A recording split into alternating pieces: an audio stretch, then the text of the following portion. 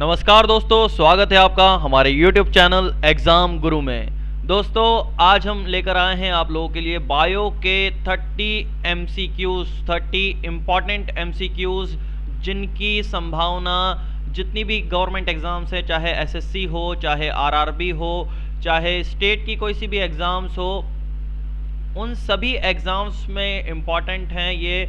जैसे कि आप जानते हैं कि बायोलॉजी, साइंस में बायोलॉजी, केमिस्ट्री, फिजिक्स और ये सब पूछे जाते हैं, तो बायोलॉजी के 30 MCQs, इम्पॉर्टेंट MCQs हम लोग लेकर आए हैं आप लोगों के लिए।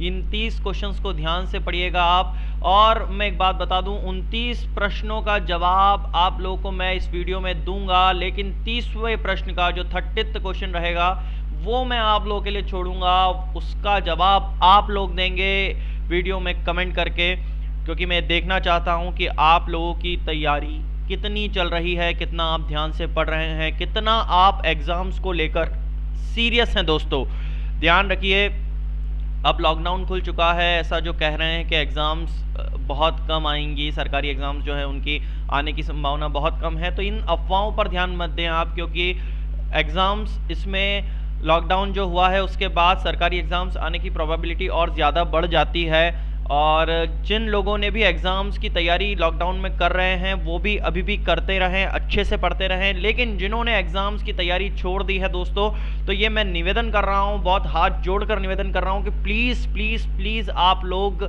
तैयारी पुनः प्रारंभ कर दें। एग्ज़ाम्स आने वाली हैं और शुरुआत करते हैं दोस्तों आज के इस वीडियो की कि हौसले भी किसी हकीम से कम नहीं होते, हर तकलीफ में ताकत की दवा देते हैं। तो हौसला रखिए, हिम्मत रखिए और पूरी पॉजिटिव एनर्जी के साथ पढ़ने बैठिए, क्योंकि आप सकारात्मक ऊर्जा के साथ अगर आप पढ़ने बैठेंगे तो जितना आप पढ़ेंगे तो उतना आपको ध्यान भी रहेगा, दिमाग में फिट भी बैठेगा। चलिए शुरुआत करते हैं, लेकिन उससे पहले अगर आपने हमारे चैनल को सब्सक्राइब नहीं किया हो तो फटाफट से एक सब्सक्रिप्शन का बटन पे क्लिक कर दीजिए, बेल आइकन पे क्लिक कर दीजिए, और अगर वीडियो को शेयर नहीं किया हो तो फटाफट से एक शेयर, एक लाइक और एक कमेंट भी कर दीजिए। चलिए शुरुआत करते हैं आज के इस वीडियो की। पहला इंपॉर्टेंट प्रश्न, पहला महत्वपूर्ण क्वेश्चन ये रहा आपके सामने। एलर्जी प्रतिक्रिया के कारण उत्पन्न रोग है। चलिए फटाफट, एलर्जी के कारण कौन सा रोग होता है, फटाफट बताइए। चलिए इसका उत्तर देख लेते हैं। इसका उत्तर है दोस्तों दमा, यानी कि अस्थमा एलर्जी के कारण होता है दोस्तों। इस रोग में मछली उपचार किया जाता है। चलिए दोस्तों अगला प्रश्न देख लेते हैं। अगला प्रश्न है, इंसुलिन डैश के उपापचय को नियंत्रण करता है। चलिए फटाफट आंसर बताएंगे दोस्तों कमेंट बॉक्स में कमेंट करके। चलिए इसका उत्तर देख लेते हैं। इसका उत्तर है दोस्तों शर्कराओं में। इंसुलिन जो है वो आपको शुगर पेशेंट्स को, जो डायबिटीज, शर्कराओं मतलब आपका डायबिटीज में के पेशेंट्स को इंसुलिन दिया जाता है। चलिए दोस्तों अगला प्रश्न देख लेते हैं। वायुमंडल में कार्बन डाइऑक्साइड यानी CO2 की मात्रा लगभग कितनी होती है? इंपॉर्टेंट प्रश्न है, फटाफट बताएंगे दोस्तों कमेंट बॉक्स में। चलिए इसका उत्तर देख लेते हैं। इसका उत्तर है दोस्तों 0.03% आपकी वायुमंडल में कार्बन डाइऑक्साइड की मात्रा होती है। चलिए दोस्तों अगला प्रश्न देख लेते हैं। शरीर में सबसे बलशाली पेशी पाई जाती है। चलिए फटाफट आंसर बताएंगे दोस्तों कमेंट बॉक्स में। चलिए इसका उत्तर देख लेते हैं। इसका उत्तर है दोस्तों जबड़े में, यानी कि इन जॉ में शरीर में सबसे बलशाली पेशी जो होती है वो जबड़े की होती है। चलिए दोस्तों अगला प्रश्न देख लेते हैं। जंपिंग जिन्स, यानी कि जंपिंग जिन्स को अब कहा जाता है। फटाफट उत्तर बताएंगे दोस्तों कमेंट बॉक्स में कमेंट करके। चलिए इसका उत्तर देख लेते हैं। इसका उत्तर है दोस्तों ट्रांसपोसन्स जो रहते हैं वो जंपिंग जीन्स को कहा जाता है दोस्तों। इसकी जो खोज बारबेरा मीटर किलंटक के द्वारा की गई थी, ये ध्यान रखना है आपको।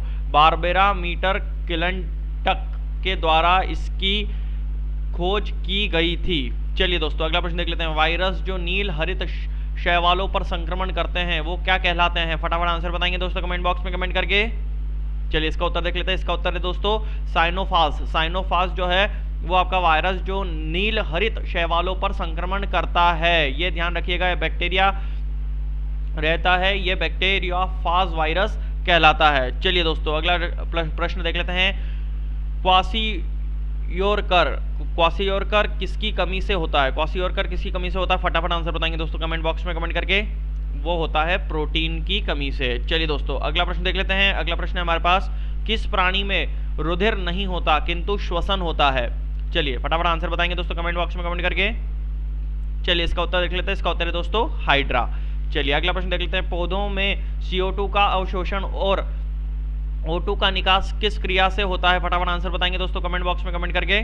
चलिए इसका उत्तर देख लेते हैं, इसका उत्तर है दोस्तों प्रकाश संश्लेषण। चलिए दोस्तों अगला प्रश्न देख लेते हैं, हाइड्रा क्या है? हाइड्रा है क्या है? फटाफट आंसर बताएंगे। हर्बीवोरस है, इंसेक्ट वायरस है, कार्निवोरस है या फिर सेप्रोफिटिक है? चलिए इसका उत्तर देख लेते हैं, इसका उत्तर है दोस्तों कार्निवोरस है ये। कैमीवोरस नहीं बोल सकते उसको, हम लोग कार्निवोरस बोलते हैं, यानी कि मांस भक्षी है, मांस खाता है हाइड्रा। चलिए दोस्तों अगला प्रश्न देख लेते हैं। अगला प्रश्न है हमारे पास, अनुवांशिक उत्परिवर्तन इनमें होता है? फटाफट आंसर बताएंगे दोस्तों कमेंट बॉक्स में कमेंट करके। चलिए इसका उत्तर देख लेते हैं, इसका उत्तर है दोस्तों DNA। चलिए अगला प्रश्न देख लेते हैं, फेफड़ों की कुल वायु क्षमता होती है? फटाफट बताएंगे कितनी वायु क्षमता होती है? चलिए इसका उत्तर देख लेते हैं, इसका उत्तर है दोस्तों 6 से 8 लीटर तक फेफड़ों की वायु क्षमता होती है। चलिए अगला प्रश्न देख लेते हैं, जीव विज्ञान के जनक फादर ऑफ बायोलॉजी किसे कहा जाता है? फटाफट आंसर बताएंगे दोस्तों कमेंट बॉक्स में। चलिए इसका उत्तर देख लेते हैं, इसका उत्तर है दोस्तों एरिस्टोटल जो रहता है, यानी कि अरस्तु जो है जीव विज्ञान के जनक कहलाए, यानी कि फादर ऑफ बायोलॉजी जो थे वो अरस्तु को कहा गया। एरिस्टोटल नाम इंपॉर्टेंट है, याद रखिएगा, घोट लीजिएगा। चलिए दोस्तों अगला प्रश्न देख लेते हैं, नाइट्रोजन फिक्सिंग जीवाणु सामान्यतः पाए जाते हैं? फटाफट आंसर बताएंगे दोस्तों कहाँ पाए जाते हैं? चलिए इसका उत्तर देख लेते हैं, इसका उत्तर है दोस्तों लेग्यूमिन्स पौधे में। लेग्यूमिन्स पौधे में नाइट्रोजन फिक्सिंग नाम का जो जीवाणु है वो पाया जाता है। चलिए अगला प्रश्न देख लेते हैं, रक्त को जमाने में कौन सा प्रोटीन उपयोग आता है? फटाफट आंसर बताएंगे दोस्तों कमेंट बॉक्स में कमेंट करके। चलिए इसका उत्तर देख लेते हैं, इसका उत्तर है दोस्तों फाइब्रिनोजेन। फाइब्रिनोजेन जो रहता है वो रक्त को जमाने में वाला प्रोटीन है। चलिए अगला प्रश्न देख लेते हैं, निम्नलिखित में से कौन सा दुग्ध प्रोटीन है? Milk protein. फटाफट इनमें से बताएंगे कौन सा है? चलिए इसका उत्तर देख लेते हैं, इसका उत्तर है दोस्तों कैसीन। कैसीन जो है वो आपका मिल्क प्रोटीन के नाम से जाना जाता है। और जो दूध का रंग उजला हुआ प्रतीत होता है आपको कसीन प्रोटीन के कारण, और पीला प्रोटीन जो रहता है उसके कारण वो जो दूध का रंग रहता है वो उजला उजला सा रहता है। चलिए दोस्तों अगला प्रश्न देख लेते हैं। अगला प्रश्न है हमारे पास, चमगादड़, टिड्डे एवं कबूतर के पंख होते हैं, किस प्रकार से होते हैं उनके पंख? फटाफट उत्तर बताएंगे दोस्तों कमेंट बॉक्स में।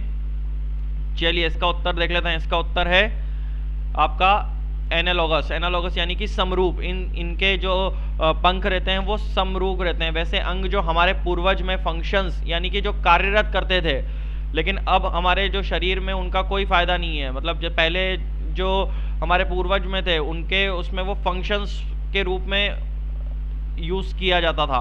अवशेषी अंग कहलाता कौन सा? एक अवशेषी अंग याद रखना, ये तो याद रखना ही है आपको, लेकिन एक अवशेषी अंग जो आपका कहते हैं उसको बोलते हैं हम लोग अपेंडिक्स। अपेंडिक्स को अवशेषी अंग जो कहते हैं वो अपेंडिक्स को कहते हैं। चलिए दोस्तों अगला प्रश्न देख लेते हैं। अगला प्रश्न है हमारे पास, निम्नलिखित में से कौन सा मांसभक्षी पौधा है? फटाफट आंसर बताएंगे इसमें मांसभक्षी पौधा कौन सा है? चलिए इसका उत्तर देख लेते हैं, इसका उत्तर है दोस्तों प्लाडर वर्ड, यानी कि यूट्रिक्युलेरा जो है वो आपका मांसभक्षी पौधा है। चलिए अगला प्रश्न देख लेते हैं, अदरक होता है रूपांतरित? फटाफट आंसर बताएंगे दोस्तों कमेंट बॉक्स में कमेंट करके। चलिए इसका उत्तर देख लेते हैं, तना। तना जो रहता है अदरक इसका ही रूप होता है। चलिए अगला प्रश्न देख लेते हैं, मक्का यानी कि मेज का दाना है? फटाफट क्या है मेज का दाना? चलिए इसका उत्तर देख लेते हैं, इसका उत्तर है दोस्तों वास्तविक फल, यानी कि ट्रू फ्रूट के नाम से भी जाना जाता है। ये वास्तविक फल जो है वो मेज कहलाता है। चलिए दोस्तों अगला प्रश्न देख लेते हैं। अगला प्रश्न हमारे पास, सभी कीट होते हैं? क्या होते हैं सभी कीट? क्या होते हैं? फटाफट उत्तर बताएंगे दोस्तों कमेंट बॉक्स में। चलिए इसका उत्तर देख लेते हैं, इसका उत्तर है दोस्तों यूरिक ऑटैलिक। जो यूरिक ऑटैलिक रहते हैं वो सभी कीट होते हैं। चलिए अगला प्रश्न देख लेते हैं, खरगोश तथा मनुष्य में सबसे छोटी हड्डी कौन सी होती है? फटाफट बताएंगे। चलिए दोस्तों अगला प्रश्न उत्तर बताएंगे इसका, स्टेपिस। स्टेपिस जो रहती है वो आपकी खरगोश तथा मनुष्य में सबसे छोटी हड्डी जो कि कान में पाई जाती है। ये ध्यान रखना है आपको कि कान में पाई जाती है जो हड्डी है आपकी स्टेपिस जो हड्डी है वो कान की हड्डी रहती है, और वो सबसे छोटी हड्डी रहती है और सबसे मुलायम हड्डी भी यही रहती है। चलिए दोस्तों अगला प्रश्न देख लेते हैं। अगला प्रश्न है हमारे पास, निम्नलिखित में से कौन सा वाहक वेक्टर तथा रोग का जोड़ा सही करता है? फटाफट आंसर बताएंगे दोस्तों कमेंट बॉक्स में। चलिए इसका उत्तर देख लेते हैं, इसका उत्तर है दोस्तों क्यूलेक्स फाइलेरियसिस। जो क्यूलेक्स फाइलेरियसिस है जो वो आपका ग्रह मक्खी, हैजा, सैंड फ्लाई, कालाजार, ये सब चीज इनको बोलते हैं। मतलब निम्नलिखित में से कौन सा वाहक तथा रोग का जोड़ा सही करता है? तो ये करता है क्यूलेक्स फाइलेरियसिस। चलिए दोस्तों अगला प्रश्न देख लेते हैं। अगला प्रश्न है हमारे पास, एक शाकाहारी को अपने शरीर के लिए आवश्यक फास्फोरस कहाँ से मिलता है? चलिए फटाफट आंसर बताएंगे दोस्तों कमेंट बॉक्स में कमेंट करके। चलिए इसका उत्तर देख लेते हैं। इसका उत्तर है दोस्तों दूध। एक शाकाहारी को अपने शरीर के लिए आवश्यक फास्फोरस दूध से मिलता है। चलिए अगला प्रश्न देख लेते हैं। डायबिटीज मधुमेह का कारण क्या है? फटाफट आंसर बताएंगे। क्या है? फटाफट बताएंगे। चलिए इसका उत्तर देख लेते हैं। इसका उत्तर है दोस्तों इंसुलिन की कमी से। इंसुलिन की कमी हो जाती है तो व्यक्ति को मधुमेह यानी कि डायबिटीज हो जाता है। पत्तियों में नहीं होता है। क्या नहीं होता है? फटाफट आंसर बताएंगे दोस्तों। चलिए इसका उत्तर देख लेते हैं। इसका उत्तर है दोस्तों लेंटिसेल नहीं होता है। लेंटिसेल जो रहता है वो पत्तियों में नहीं होता है। पौधे के वायवीय भागों में जो हल्का वाष्प के रूप में उड़ना वाष्पोत्सर्जन कहलाता है। आप लोग ये ध्यान रखिएगा कि इस पूरी जो क्रिया रहती है कि पत्ती के निम्न सतह पर जो उपस्थित रंध्रों यानी कि स्टोमेजा रहता है उसके द्वारा ये पूरी क्रिया होती है। चलिए दोस्तों अगला प्रश्न देख लेते हैं। अगला प्रश्न हमारे पास डीएनए की खोज सर्वप्रथम किसने की थी? इंपॉर्टेंट प्रश्न है, बार बार पूछे जाने वाला प्रश्न है। बताएंगे कमेंट बॉक्स में कमेंट करके आंसर। चलिए इसका उत्तर देख लेते हैं। इसका उत्तर है दोस्तों फिशर ने डीएनए की सबसे पहले खोज की थी। पुरुषों के बांध्यकरण शल्य क्रिया को क्या कहा जाता है? फटाफट आंसर बताएंगे दोस्तों कमेंट बॉक्स में कमेंट करके। चलिए इसका उत्तर देख लेते हैं। इसका उत्तर है दोस्तों वैसेक्टोमी। वैसेक्टोमी जो है वो आपके पुरुष के बांध्यकरण शल्य क्रिया को कहा जाता है। चलिए दोस्तों अगला प्रश्न देख लेते हैं। अगला प्रश्न है उद्योग जो मधुमक्खी से संबंधित है। ऐसा उद्योग जो मधुमक्खी से संबंधित है। फटाफट आंसर बताएंगे। एपीकल्चर। सब जानते हैं एपीकल्चर जो है वो मधुमक्खी से के उद्योग उससे जुड़े हुए जो उद्योग हैं उनको एपीकल्चर के नाम से कहा जाता है। और ये भी ध्यान रखना है आपको कि एपीकल्चर तो उसके उद्योग जो संबंधित रहते हैं उसको कहा जाता है। सेरीकल्चर जो है वो उसके जो मधुमक्खी का पालन पोषण करते हैं, पालन पोषण जिसमें किया जाता है। ये ध्यान रखना है कि पालन पोषण जब होता है तो उसकी क्रिया को सेरीकल्चर कहा जाता है। ठीक है, ध्यान रखना है अपने को। और ये हॉर्टिकल्चर जो आया है, ये हॉर्टिकल्चर क्या होगा? हॉर्टिकल्चर जो फल सब्जी, जो फल हुआ, सब्जी हुई, फूल हुई, या एक शब्द इनके लिए कहें तो बागवानी अगर हुई तो जो बागवानी होती है, अगर आप बागवानी करते हो किसी चीज़ की तो उसके अध्ययन को, उसके बारे में अगर आप पढ़ते हो, बागवानी अगर आप करते हो, उसके बारे में अध्ययन करते हो, उसके बारे में पढ़ते हो तो उसको बोलते हैं हॉर्टिकल्चर। और आपका पिसिकल्चर क्या कहलाता है? पिसिकल्चर जो होता है वो मत्स्य पालन कहलाता है। क्या कहलाता है? मत्स्य पालन। बहुत पैसा देती है मत्स्य पालन करने के लिए सरकार। चलिए दोस्तों अगला प्रश्न देख लेते हैं। अगला प्रश्न है हमारे पास मानव रक्त का पीएच लगभग कितना होता है? फटाफट आंसर बताएंगे दोस्तों। चलिए इसका उत्तर देख लेते हैं। इसका उत्तर है दोस्तों 7.4 मानव का पीएच होता है। चलिए दोस्तों आज का वीडियो यहीं समाप्त होता है और मुलाकात होगी अगले वीडियो में फिर कुछ नए बायोलॉजी के प्रश्नों के साथ। तब तक के लिए मैं विदा लेता हूं, लेकिन उससे पहले अगर चैनल को आपने सब्सक्राइब नहीं किया हो तो फटाफट से दोस्तों चैनल को सब्सक्राइब कर दें, और अगर वीडियो को लाइक नहीं किया हो तो फटाफट से एक लाइक, एक शेयर और एक कमेंट करते हुए चलें दोस्तों। चलिए दोस्तों मैं विदा लेता हूं। आज के वीडियो में बस इतना ही कि सितारों को आंखों पर महफूज रख लो, बहुत दूर तक रात ही रात होगी। मुसाफिर हूं मैं भी, मुसाफिर हो तुम भी। अगले वीडियो में फिर मुलाकात होगी, तब तक के लिए जय हिंद, जय भारत।